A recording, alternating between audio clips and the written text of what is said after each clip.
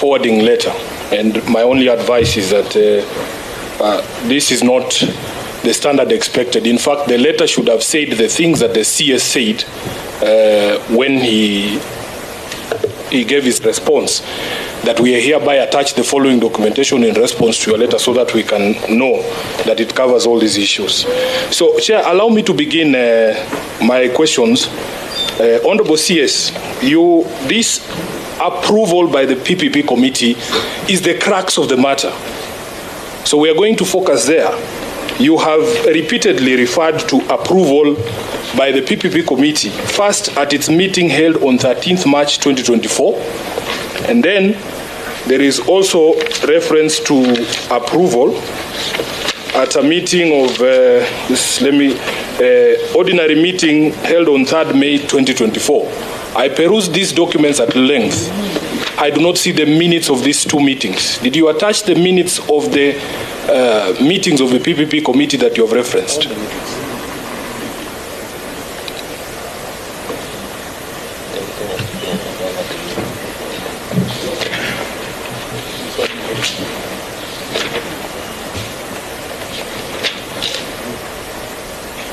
Honorable CS, I like that my questions are answered. I finish with you, then it will be handed to somebody else. Did you submit minutes of those two meetings? Say yes or no? You can answer that. The minutes are not supplied, but they're available. We can give the minutes. You know, the minutes are very bulky. So you will agree with me, CS, that if we wanted to know what a meeting, the decision the meeting took, it is critical for us to have the minutes of that meeting. It's critical to have those minutes.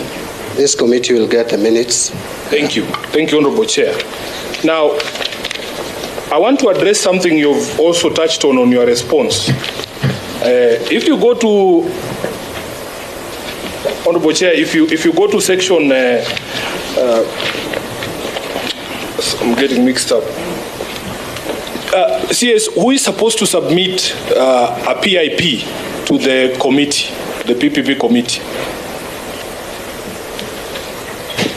That should be done by the directorate. Actually, the process is the contracting authority submits to the directorate.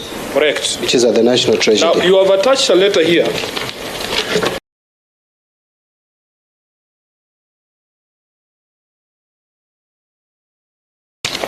A letter dated 1st of March 2024 that is signed by PIP. Now, the law says contracting authority. Correct. But contracting authority is domiciled, in this case, in that State Department. And the procedure in government is usually when you are communicating to another ministry, it comes through the parent ministry, the State Department. So there's nothing completely wrong. So long as you indicate that that PIP proposal was to the KAA, which is the contracting authority.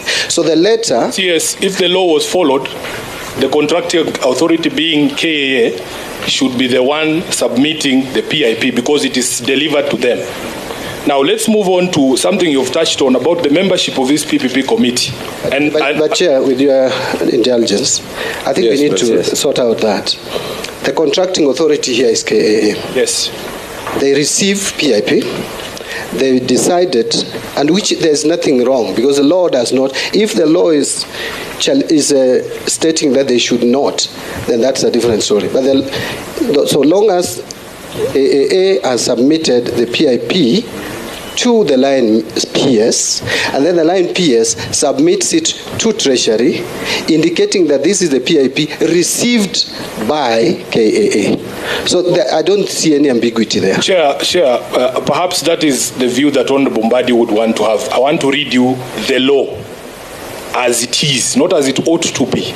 Section 40, subsection 4, the contracting authority, which is KAA, shall submit the privately initiated proposal to the Directorate for assessment and approval. I want to move on because I have very little time. Chair, you will understand why I'm asking this question. You spoke about the membership of the PPP committee, Honorable Chair. You have taken us through the members of that PPP committee.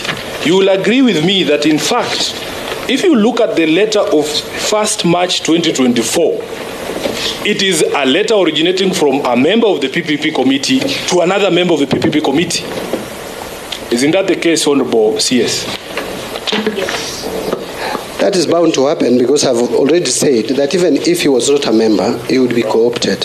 So just what the letter is saying, if it is coming from the CS for transport, the PS for transport going to the PS Chris Kipto of National Treasury, those are both members of the PPP committee. The transport PS is a co-opted member. They are both members of the committee. By virtue, is not a designated member as per the law, but the law says you co-opt the line PS. And so he is a member, co-opted member. He is communicating a PIP which was received by KAA, and by the way, KAA is the one that communicated to the PS. Where is that correspondence in your document? That can be found, that we can touch. Let's move to Annexure D, which is the evaluation report. You have taken us through the standard that has been set by the law when it comes to evaluation of these proposals, Chair. I want us to go to the evaluation report at Annexure D. Are we there, Honorable Mbadi?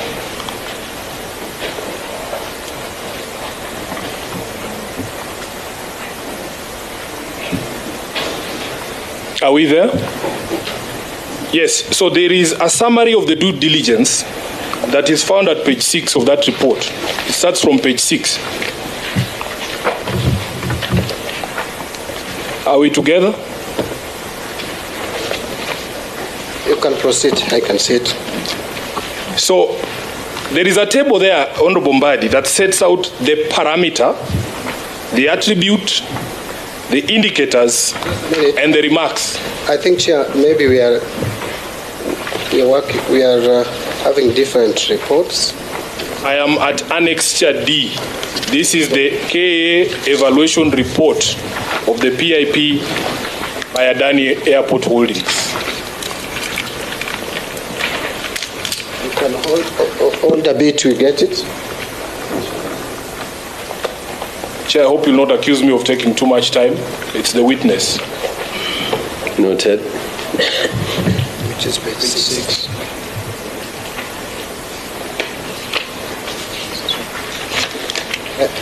I think we are together now. You can proceed. We are together. Summary of the due diligence. Yes, you can see the parameter, the attribute, the indicators, and the remarks.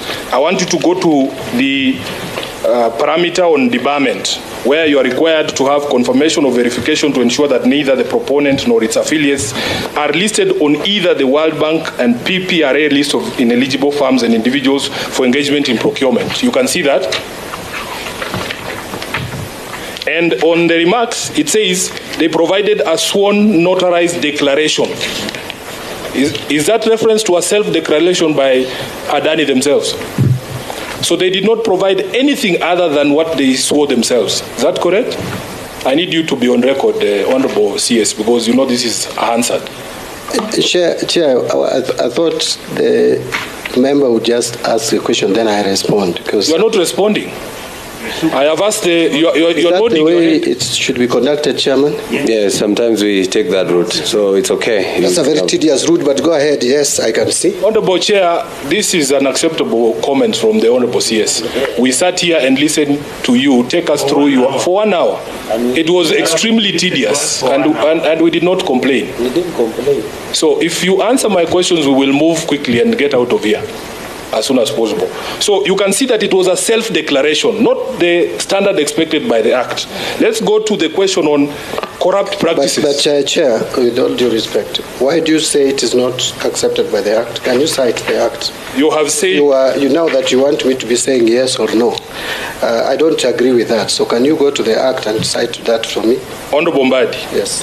You are required to provide confirmation that none of these people are listed on World Bank and PPRA list of ineligible firms. Surely that does not mean that they can tell you themselves that we are not listed. That is not the standard. Secondly, On corrupt practices, they have also provided a notarized declaration. That is a sworn affidavit. So can I just respond? Yes. I have clear information that even though they did this sworn affidavit, it was confirmed through checking the website of World Bank to confirm the same. So if you want me to state that on record, I'm stating that that was checked and was found. It is not in this report by KA. Well, you don't have to put everything on report, but I'm just reporting. That's why. It's okay. Pardon? Let's move on because I have very limited what I'm time. saying. Through you, Chair. You know, I'm under oath. Just through you, Chair. I mean, what is our brother? What has just happened to you? What are you saying? That they don't have to do that? That is exactly the crux of the matter of Adani. That is it, Bro John. If you don't see it, then we're wasting our time here. So I'm also reporting to you, Honorable Nyonga. You can have your opinion. My opinion is this. I'm under oath, and I'm stating as follows. The evaluation committee did check the World Bank sites and confirmed that that is the case. Through you, Chair, can I respond? In the report here, that statement is made is propaganda. It's not there. As I had indicated, I think let's give Senator his time.